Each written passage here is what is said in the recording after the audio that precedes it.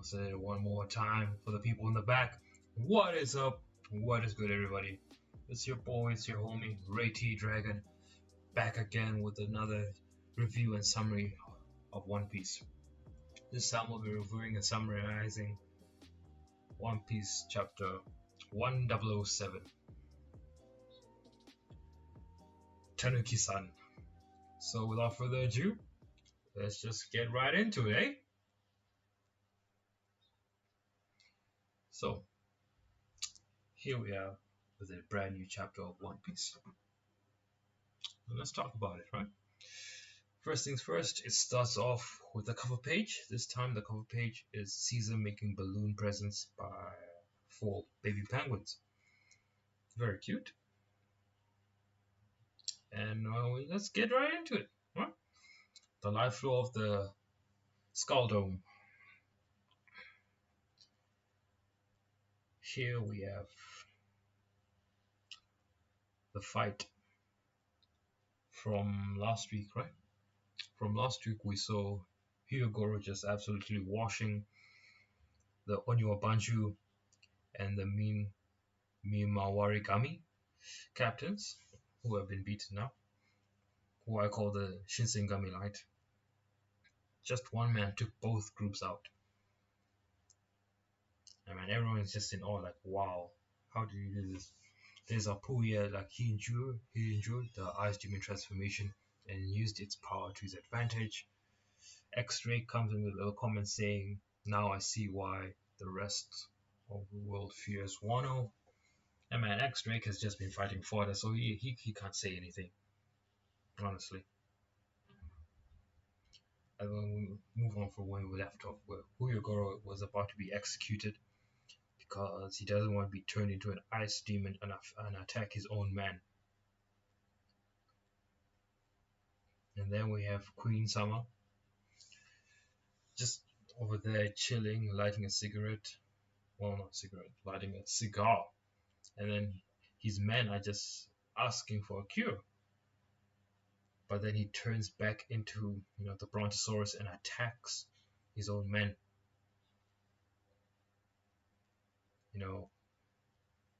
He says, new pleasures were given the opportunity to gain useful abilities. You lost a gamble. Now you're only good for a laugh. That's the pleasures. The people who ate the smile fruit that got the side effect of being able to just laugh constantly. So they didn't get any of those weird smile devil powers. So all they do is just laugh. And then moving on to you waiters. No matter how long you wait, there ain't no smiles coming. You've lost your chance to gain abilities, which is what Queen Man says to the waiters, the people waiting for the opportunity to gain a smile devil fruit. And then he just keeps on going on and on and on. And then they just get tired of his nonsense. And now they're just fighting to survive now. They don't care whether it's friend or foe. If you're an ice demon, they're coming for you. They're just trying to survive, trying to see the next day. So the infighting continues. And man, it is just sad to see. But man, the dialogue is incredible. And just when Hyogoro is about to get executed, Tony Chopper comes out of nowhere and blocks the sword. And he is I'm not gonna lie, Chopper is annoying, but he is kinda cute. I can see why, he's being used as stuffed animal merchandise. That's basically his point. At this point in time, that's all he is. Merchandise. But anyway, cute little picture of Chopper. But it was actually pretty cool that he blocked the sword from a samurai. But that's the least you can do more. And then everybody just goes, "Hey, Tanuki!" aka Raccoon Dog. And everybody just shouting, "Tanuki-san! Tanuki-san! Tanuki!" And then Chopper brings out a cannon and fires a cannon. And it's called Chopper's Plague Neutralizer. it just blows up, turns into a mushroom cloud, and that distributes the vaccination to everybody that's infected with the ice demon. And it also vaccinates the people who aren't affected with the ice demon so that they don't end up getting it. So this cure is airborne, so you can inhale it. And there's Queen shocked about how is a secondary pilot like you have acquired such medical expertise. And then an argument ensues. And then an argument happens between Queen and Chopper. Like, yo, Chopper goes in. Like, our crew was once scattered across the entire world, but we all use this time to hone our skills. And then there's Chopper. Who the hell asked you to butt in anyway? You even went and cured my subordinates. And then there's Chopper there. Viruses shouldn't be weaponized. You're bound to lose control of them eventually, which is I agree. In. Even in the real world, bioweapons are absolutely illegal because of how dangerous they are. I think they were made first illegal in World War One when chlorine gas was used, aka mustard gas, and that stuff is horrendous. Just Google chlorine gas World War One. Yeah, World War One is when it was first used. It was just horrendous stuff. In fact, actually, the flamethrower is also illegal. It was also made illegal after World War One. But enough of the history lesson on bioweapons, which are still in use technically because of what happened in Syria, like a few years ago. But no bioweapons. That's illegal. It's against human rights. Don't do it. If you're a biologist listening, don't do it. Anyway, back to the chapter. And Queen just shouts out, I'm not gonna take a lecture from a goddamn Tanuki, raccoon dog. And then everyone's just shouting, Tanuki this, Tanuki that, Tanuki. Raccoon dog! And man, some of the waiters or gifters or pleasures, no, not gifters, some of the waiters and pleasures just dive in front of Chopper to protect him from Queen's attack. They've decided to just switch side because the Tanuki saved them. And saving a crazy boss like you is annoying. And then we get on to the highlight of this whole chapter. I swear to God, I have never laughed so much in my life than when I saw this interaction. Like, it was ridiculous. Like I wish I could post this page online because of how funny it is. But I'll just read for you. Freud's right to left. And then, yeah, count me in, Tanuki. Drop dead, Queen. Lousy ingrates. Way to go, Tanuki! Huh. Now, and then, out of nowhere, Marco was able to hold Queen's neck somehow. And then he says, way to go, Tanuki. Or raccoon dog for those who don't know at this point. But you should know. And then Marco says, now give him your best shot. Thanks, Marco. But let's get one thing straight. And then Chopper chows a rumble ball. I'm not a Tanuki. And he turns into Monster Chopper. Oh my god. I swear to God. I started laughing at the top of my voice because of how ridiculous it is. How ridiculous it was. And man, he legit injured Queen. Man. But Queen's gonna bounce back, I'm sure. All of these Yonko commanders, they are very durable. Like, despite all the attacks Queen has been getting from Marco, he's still able to bounce back. And that's probably because Marco is, to some extent, is trying to buy some time because he can't defeat both King and Queen. But still, one hell of a slap from Chopper, and then everybody just covers their mouths like, "Oh, sorry, oh, sorry." There's Marco, There's the token gifters and pledges, they're all like covering them. I was like, oh, sorry, the even X Dre covers his mouth. Yogoro covers his mouth. Like, like it was just man, it was just a good time. It was a very funny moment. It just elevated this chapter to a 10 out of 10 for me. Like it was so funny.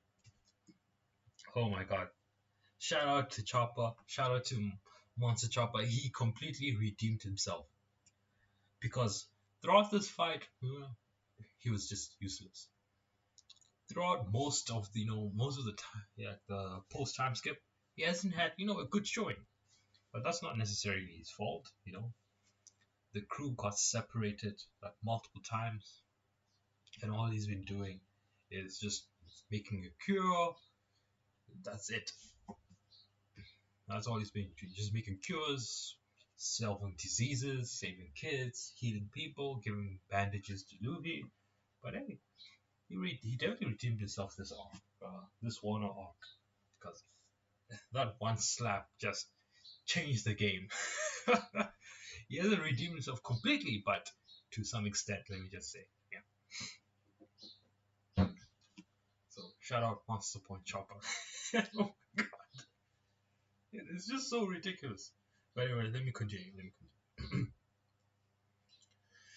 The right brain of the central castle interior, right? Here we're going back to Yamato and Shinobu running away, and Momonosuke just feeling disgusted in himself because he feels he's weak, he's pathetic, and spoiled, right?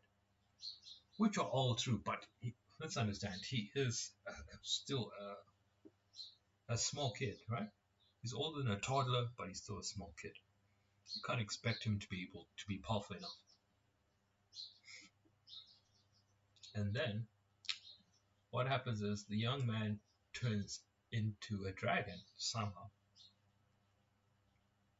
I think it's due to all the stress he's feeling. Like this is what happens whenever Momonosuke, you know, is stressed out. When he's feeling down. Like all the way back in Punk Hazard, whenever he felt down or whenever he got sad, he turned into a dragon.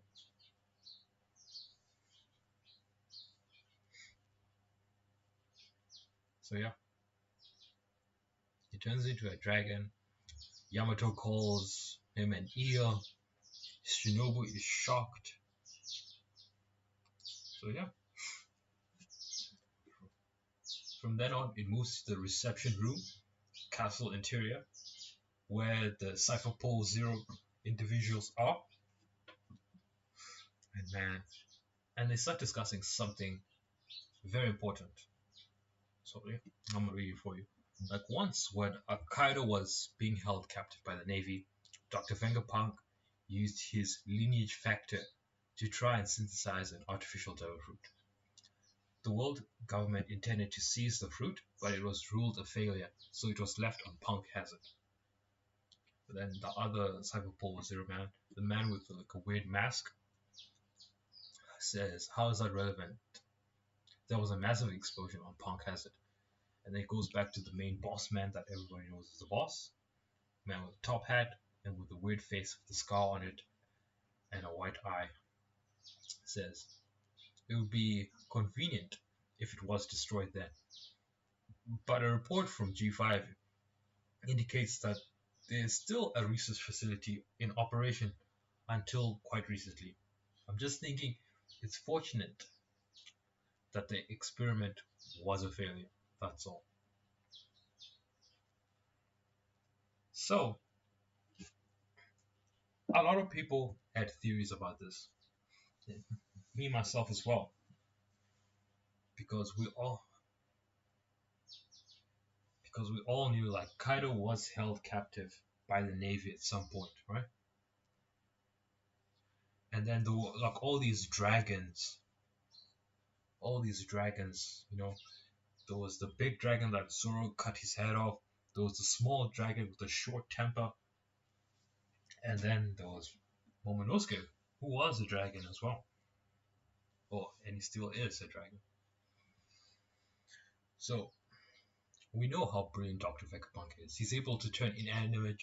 He was able to give inanimate objects devil fruit powers. So it's not out of the realm of possibility that he's able to make a copy of a devil fruit, which he did. He made a copy of probably the strongest Zoan devil fruit, and that's what the devil fruit Momonosuke has. So Momonosuke, when he grows up, he could quite frankly reach Kaido levels of strength now, and with his heritage, being Odin's son, oh, he can be OP. My God. And then there was I think there was an SBS that was asked, like, if Zoro was gonna be given a devil fruit, what kind of devil fruit would it be? And then Oda says that devil fruit would be the same devil fruit that Kaido has. So, put two and two together, Momonosuke now has this devil fruit that he's now using, which is similar to the one that Kaido has. Right? So now Momonosuke is going to become a monster as if he learns how to use a sword. If he has a teacher, I assuming it's going to be Hyogoro, because I think Momonosuke is going to stay behind and he's going to learn how to use a sword, and he's going to become increasingly strong.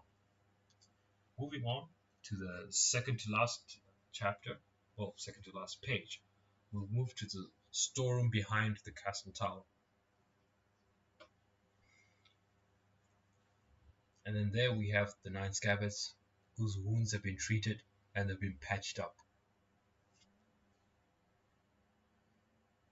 And then here we have Kinemon and the rest of the guys. And then in the last chapter, something that surprised just about every single person. I wasn't ready for this surprise, because here and behold, we have Odin coming on right out of the blue, and he still looks the same. Like, what? I'm quite surprised that he still looks the same. But I don't think it's Odin. We already saw in the time skip that he got boiled and he got shot in the head by Kaido. Why would Kaido keep him hidden in a storeroom somewhere? Why would Kaido just throw him away and everything? It's so unusual. And he has 2 swords. I doubt those are his original swords, because Zoro has one of his swords, and Momonosuke should have another one of his swords. So yeah, who is this gentleman? Immediately when I started whenever I reread this chapter, I thought of 2 people right away. There's Gukimaru, the fox guy who can transform, and then there's Katarina Divine of the Blackbeard Pirates. When she was able to transform into Absalom to trick Moria. So yeah, those 2 people along. Oh yeah, there's also Mr. 2, but Mr. 2 shouldn't be nowhere near one or have never met Odin, because how would he come into contact with Odin? How would he be able to touch Odin at all? How would he be able to know anything about what's happening with regard to the scabbards? So he's out. There's Katarina Divine, who's a possibility. I'm not sure how to think about it, but it can't be Odin. Another reason why I don't think it's Odin is because Odin never wore his outfit like that. He'd always tuck in the pants, the pants legs of his robe, so we can see those manly calves of his. Here we see the just normal wearing clothing. So yeah, it's definitely not Odin, because Odin would have like rolled up his legs. I don't want to call them the bottoms of his to show his legs basically. So it has to be Kukimaru. That's the only person I think it could be. If you don't know who Kukimaru is, he is the guy who took Sushi away from Zoro. So yeah, he's a fox spirit. So he's the only man who could be pretending to be Odin, because I don't think Odin's alive. Okay? Unfortunately, we'll have to wait 2 weeks because there's a break next week. But anyway, those are my thoughts on this chapter. Very good chapter. Made me laugh hysterically. This was probably the funniest chapter of One Piece that I've read this whole year, I'm sure. Because of the shock that Chopper caused and how Odin just suddenly popped up out of the blue. It must be that weird guy, the suspect, the guy who suspected, who saved them in chapter, I think it was 005. 005 or 004 is when he showed up. The 10th man. But hey, people are gonna start theorizing, but it's definitely not Odin. That I'm certain about. Anyway, ladies and gentlemen, thank you for taking time out to deal with my nonsense. Thank you for being part of the community. Please remember to like, share, and subscribe to the channel. Put your comments down below. Let me know how you feel about these turn of events. And yeah, stay safe. Bye.